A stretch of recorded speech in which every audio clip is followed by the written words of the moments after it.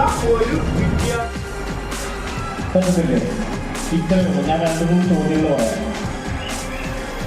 അപ്പൊ അതിന് ഒരു കാര്യം ശ്രദ്ധിക്കണം, നമ്മൾ ശ്രദ്ധിക്കേണ്ട കാര്യമുണ്ട്. പിന്നെ ഗ്രീൻ അവിടെ പോകണം, റെഡ് ആയിട്ട് ചിലവരൊക്കെ അങ്ങനെ തന്നെ പോവും. അതുകൊണ്ട് നമ്മൾ നല്ല സേഫ്റ്റി സൂക്ഷിക്കുക. Thank you.